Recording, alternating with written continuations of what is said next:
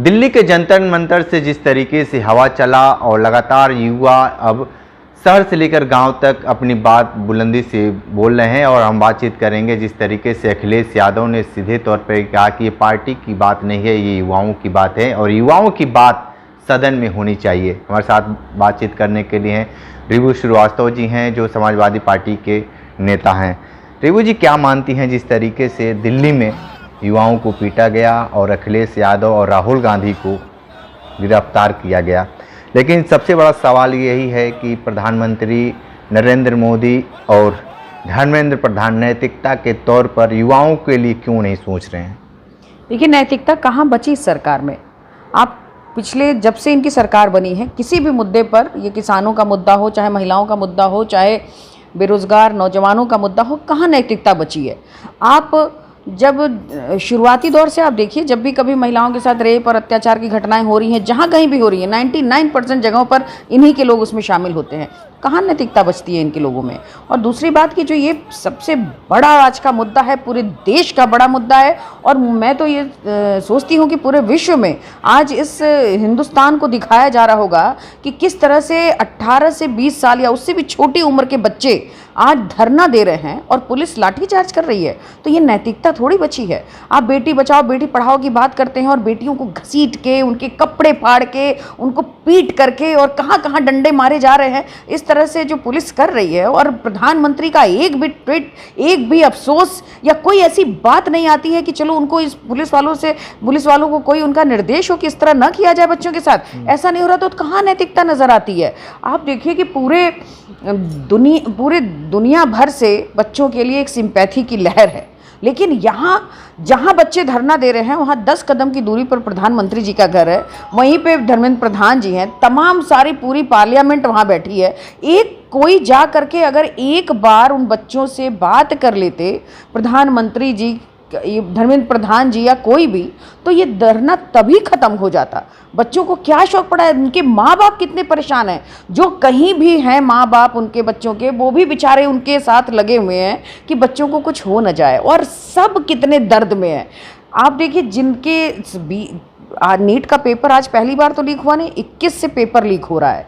आज आप कह रहे हैं कि प्रधानमंत्री जी ने कहा फास्ट ट्रैक कोर्ट में हम वो करेंगे कि जल्दी से जल्दी दोषी पकड़ा जाए। तो 21 से लेके आज तक आपका दोषी पकड़े ही नहीं गए। लगातार नीट का पेपर लीक होता जा रहा है, चौथी या पांचवी बार लीक हुआ है, तो आपके दोषी नहीं पकड़े जा रहे हैं। तो इनकी मनसा ही नहीं है। देखिए, पढ़ाई लिखाई से बिल्कुल दूर है ये सरकार। ये चाहती नहीं है बच्चे पढ़ें। अगर इनकी नीयत होती बच्चों को पढ़ाने की, तो पूरे देश में 25,000 से ज़्यादा स्कूलें बंद हुई हैं। प्राइमरी पाठशाला आप बंद कर रहे हैं, उसी तरह उससे ज़्यादा कहीं कंपोजिट शराब की दुकानें खोलते जा रहे हैं। तो जो सरकार आप देखेंगे जो बजट में एजुकेशन पर बजट भी कम होता अलॉट हो रहा है। तो सरकार को पढ़ाई लिखाई से मिली। आज प्राइमरी के टीचर्स से मिलिए तो वो कहते हैं कि सरकार चाहती नहीं बच्चे पढ़ें, क्योंकि वो कहीं टीचर्स को जनगणना में लगा रही है, तो कहीं SIR में लगा रही है, कहीं पेंट करने में लगा रही है, कहीं दिया जलाने में लगा रही है। तो सारे काम टीचर्स कर रहे हैं बच्चों को पढ़ाने के अलावा।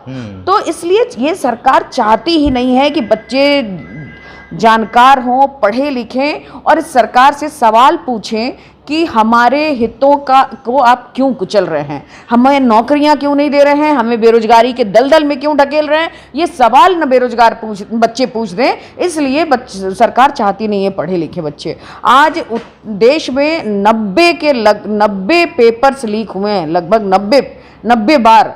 तो ये क्या कर रही है सरकार? कहाँ संवेदन इनकी, कहाँ इनके मनसा अगर होती कि पेपर लीक ना हो, बच्चों का भविष्य खराब ना हो, तो ये पहले ही पकड़े जाते ना इसके दोषी। तो इनको मौका दे रही है पेपर लीक करा करके। इनके जो पूंजीपति हैं वो पहले ज़्यादा पैसा कमा ले रहे हैं, पेपर कराने से ज़्यादा पैसा ही पेपर लीक करा के कमा ले रहे हैं। तो इनको पेपर करवाने की जरूरत क्या है? इन्हें क्या मतलब है बच्चों के भविष्य से? इन्हें देश के भविष्य से ही क्या मतलब है? किसान धरने पर बैठे, सालों बैठे, मर जाएं, उन्हें क्या फर्क पड़ता है? हमारी बहनें जो इंटरनेशनल खेलती हैं और देश का नाम ऊंचा करती हैं, वो जा करके मेडल बहा दें, उनको क्या फर्क पड़ता है? तमाम महिलाओं के, उत्तर प्रदेश में एनसीआरबी की रिपोर्ट बताती है कि सबसे ज्यादा महिलाओं के साथ रेप और अत्याचार हो रहा है। क्या फर्क पड़ रहा है सरकार को? और लगातार महंगाई से, बेरोजगारी से जनता त्राही त्राही कर रही है। क्या फर्क पड़ रहा है सरकार को? इस सरकार को मतलब ही क्या है? हिंदू मुसलमान करना है और इन्हें कोई काम नहीं है। इन्हें पता है कि एक मुद्दा है जिससे लोगों के सेंटिमेंट को कैश करा सकते हैं और चुनाव लड़के जीत सकते हैं। तो बस इनका मतलब है चुनाव लड़ना और जीतना, तो ये यही काम कर रहे हैं। भगवान को बेच करके ये चुनाव जीतना जानते हैं। राम मंदिर में चोरी हुई, उनका खिड़ाऊ, उनके मुकुट और तमाम ऐसी चीजें गायब हो गई जिनको पूरे देश के लोगों ने पूरी श्रद्धा के साथ चढ़ाया था। तो लोगों की आस्था से खिलवाड़ कर रहे हैं। मतलब ये लोगों को दिखाते थे कि ये हिंदू के बड़े हितैषी हैं, लेकिन इनसे बड़ा हिंदू विरोधी कोई नहीं है। लेकिन एक बात बताइए कि जिस तरीके से जो युवा वहाँ पे जंतर मंतर प्रदर्शन करें, बहुत सारे जगहों से तार जोड़ा जा रहा है, बांग्लादेश, पाकिस्तान, और बहुत सारे ये कहा जा रहा है कि विदेशी फंडिंग हो रही है, और वहाँ पे जो युवा प्रदर्शन कर रहे हैं, मुर्गा, दारू, इस तरीके की बातें आ रही हैं। तो ये जो बातें जो कहा जा रहा है, उन जो लोग कह रहे हैं, तो उनको लेकर इस तरीके की जो बातें आ रही है, तो आप उसका लेकर क्या कहेंगे आप? ये इनके पास तो कुछ नहीं। जब किसान आंदोलन कर रहे थे तब भी ऐसी बातें कर रहे थे, और जो बाहर की चीजें आ रही हैं, बाहर के लोग आ रहे हैं, ये बता रहे हैं, तो इनका होम मिनिस्ट्री कर क्या रहा है? अब इनके होम मिनिस्टर अगर इसमें सक्षम नहीं है कि बाहर की चीजें ना आए, बाहर के लोग ना आए, तो पहले धर्मेंद्र प्रधान की पहले उन्हीं को इस्तीफा दे देना चाहिए।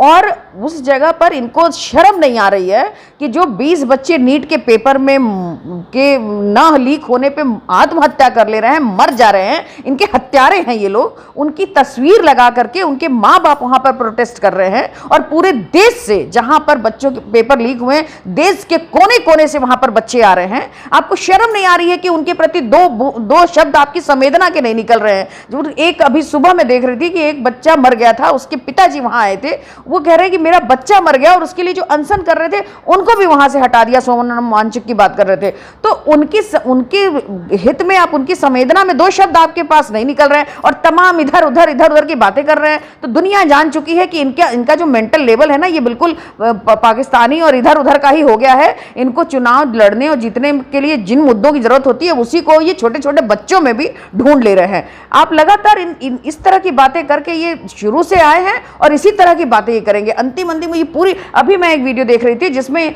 जो अच्छे सब्सक्राइबर हैं, इन्फ्लुएंसर्स हैं, उनको भी हायर किया जा रहा है भाजपा के थ्रू कि आप स्टूडेंट्स बन के जाओ और उसमें मतलब खलबली मचाओ। तो ये किसी भी तरह से, आपने देखा लगातार ऐसे वीडियो आए जो पुलिस वालों ने गाड़ी तोड़ी, पुलिस वाले वहां ट्रक खड़ा कर दिए हैं, ईंटे पत्थर जमा करके, पुलिस वाले कितनी बेदर्दी से मार रहे हैं। तो मैं तो इन बच्चों को सैल्यूट करती हूं कि इतने डिसिप्लिन में, इतने मतलब इतने गांधीवादी तरीके से जो वो धरना और प्रदर्शन कर रहे हैं। हजारों के हजारों बच्चे, पुलिस लाठियां चला रही है, और वो आके बाद में उन्हीं को रात में खाना खिलाते हैं कि भैया खाना खा लो। जब मार पीट के जाती है तो बच्चे ताली बजा कहते हैं कि धन्यवाद, आप अपने बच्चों से कहिएगा कि पापा ने आज बच्चों को पीटा है। शर्म नहीं आ रही है, तरस नहीं आ रही है, दया नहीं आ रही है इनको। ये सरकार इमोशनलेस के साथ साथ संवेदनहीन है। कुछ भी जब कहते हैं ना कि परिवार होना चाहिए आदमी के, तब उसके अंदर संवेदना होती है। बच्चे हो तो संवेदना होती है। इनके बिना परिवार वाले लोग इस सरकार में बैठे हुए हैं, इसलिए इन्हें बच्चों की कहां से संवेदना महसूस होगी। अभी लगातार कैसे तमाम वीडियो जारी होते हैं। एक अभी लड़की का वीडियो दिखा रहा था, जो हमारे मुख्यमंत्री कह रहे हैं कि हटो यहाँ से, भाषण मत करो, उसके यहाँ कोई मर गया था, उसकी माँ बात करने गई तो कह रही हटिए यहाँ से, भाषण मत दीजिए हमको। तो इस तरह इनके पास संवेदनहीन सरकार है। देखिए, अब इन्होंने किसानों का आंदोलन कुचला, ये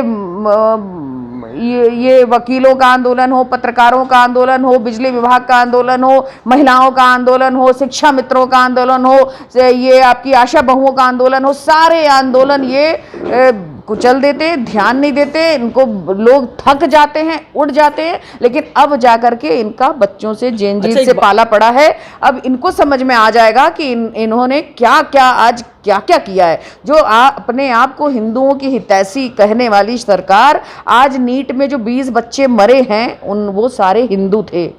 क्या कर रही है उनके लिए सरकार? उनके माँ बाप के लिए क्या कर रही है? जहां बैठे हैं धरना देने, वहां से 10 कदम की दूरी पर प्रधानमंत्री जी का आवास है, शिक्षा मंत्री का आवास है। 1 कदम चल के आ नहीं सकते। ये हिंदुओं की हितैषी सरकार है। लेकिन एक बात बताइए कि चुनाव की सरगर्मी लगातार सत्ता में बैठे लोग ये कह रहे हैं कि आप लोग अखिलेश यादव और राहुल गांधी आप युवाओं को आगे कर कर राजनीति कर रहे हैं। अगर जिनकी जान चली गई, जिनके माँ बाप वहाँ पर अपने बच्चों की तस्वीर लगा करके बैठे हैं इस उम्मीद में कि आगे आने वाले बच्चों के साथ ऐसा ना हो, अगर ये उसको राजनीति कहते हैं और अगर उनका साथ देने के लिए हमारे राष्ट्रीय अध्यक्ष जी उतरे हैं तो ये राजनीति है और हम ये करेंगे। अगर कोई परेशान है, किसी के आंसू बह रहे हैं, तो उसकी लड़ाई में, उसके न्याय की लड़ाई में हमारे राष्ट्रीय अध्यक्ष और समाजवादी पार्टी खड़ी है और हम खड़े रहेंगे। हम वो राजनीति जरूर करेंगे जिससे किसी के आंसू पोंछे जा सकें। एक बात बताइए कि आप एक महिला हैं, अब महिला के नाते एक सवाल ये बनता है कि डिम्पल यादव का बहुत तेज़ी से एक फ़ोटो वायरल हो रहा है और भाभी से भाभी माँ के नाम से पोस्ट जारी किया जा रहा है। पोस्ट जिस तरीके से डिम्पल यादव ने दिल्ली के जंतर मंतर पर जिस तरीके से लाठी बरसाए गए और छात्रों से मिलने के बाद वो जो आंसू देखा गया, उसके बाद से बहुत सारे लोग डिम्पल यादव को लेकर भी बहुत सारे कह रहे हैं कि ये लोग घड़ियाली आंसू बहा रहे हैं। देखिए, वहाँ जब डिम्पल जी दिल की वैसी ही हैं, वो सामने पहली बार आकर के इस तरह के प्रोटेस्ट में उन्होंने भाग लिया। बच्चों का दर्द उनसे रहा नहीं गया, इसलिए वो पूरी कोशिश कर रही थी कि किसी बच्चे की क्या मदद की जा सके, कहाँ से मदद की जा सके, कैसे वो क्या कर दे कि बच्चों के आंसू रुक सकें।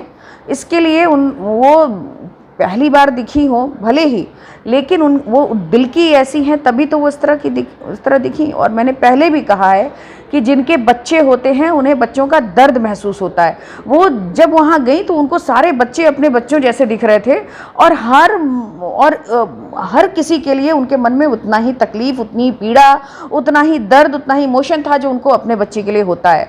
वहाँ पर आप जाएंगे तो तमाम ऐसे माँ बाप हैं, एक चिल्ला रहे हैं कि अरे उस बच्चे को मत मारो, बच्चा मर जाएगा, तो चिल्लाते हुए दिखाई देंगे कि देश का भविष्य खत्म कर रहे हैं ये लोग। तो आप एक तरफ जो हमारे देश का युवा भविष्य है, और सबसे ज़्यादा हमारा देश इसलिए भी जाना जाता है कि युवाओं का देश है, ये सबसे ज़्यादा युवा हिंदुस्तान में है, और उन युवाओं की ये स्थिति हो रही है तो इनके दिल में दर्द नहीं है, इनके दिल में इमोशन नहीं है। इन्हें सिर्फ चुनाव लड़ना और जीतना है, पूंजीपतियों को खुशहाल रखना है और पैसा इकट्ठा करना है ताकि ये पैसे बांट करके पूंजीपतियों को दे करके चाहे जैसे भी ये चुनाव जीत सकें।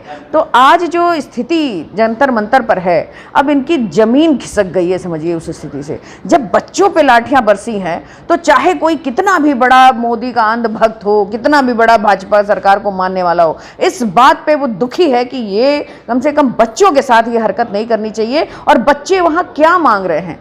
एक इस्तीफा ही तो मांग रहे हैं।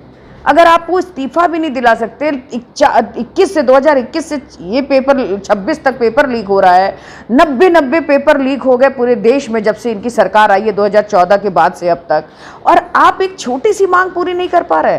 तो इनको डर है कि अगर ये मांगेंगे तो कहीं प्रधानमंत्री का इस्तीफा ना मांग ले, कहीं गृह मंत्री का इस्तीफा ना मांग ले। और ये जैसे तानाशाही सरकार है, इसे लगता है कि हम झुक कैसे सकते हैं, बच्चे मर जाएं, जी जाएं, आत्महत्या कर लें, हम क्यों झुक जाएं। वो तो तानाशाह है ये हिंदुस्तान, ये हिंदू प्रेमी नहीं है, ये हिंदू के, ये हर जाति, धर्म, वर्ग और छोटे बच्चों की विरोधी ये सरकार है। तो ये सिर्फ तानाशाही सरकार है, ये किसी की हितैषी नहीं है, ना हिंदू, मुसलमान, सिख, ईसाई, किसी की हितैषी नहीं है। ये सिर्फ तानाशाही सरकार है, सिर्फ ये अपनी हितैषी है। इसका अपना ईगो सेटिस्फाइड होना चाहिए, अपनी सत्ता बची रहनी चाहिए, और जिससे ये तानाशाही कर सके, जिससे हुकूमत कर सके, जिससे लोगों को अपने कदमों तले रौंद सके, बस इस तरह की इनका पावर होना चाहिए। ठीक है, तो आप सुन रहे थे रिवू श्रीवास्तव जी, बहुत सारी बात बताई हैं। सीधे तौर पर इनका यही कहना है कि सत्ता के लालच में सरकार कुछ भी कर सकती है, लेकिन जिस तरीके से डिम्पल यादव और अखिलेश यादव लगातार युवाओं की बातें बहुत तेज़ी से कर रहे हैं, और जिस तरीके से देखिए ये मामला अब आ चुका है कि धर्मेंद्र प्रधान इस्तीफा को लेकर, लेकिन ये वक्त के साथ क्या होगा ये तो वक्त ही बताएगा। विशेष इंटरव्यू कर रहे थे, हमारे साथ बने रहे कांडी बनारसी के साथ। नमस्कार।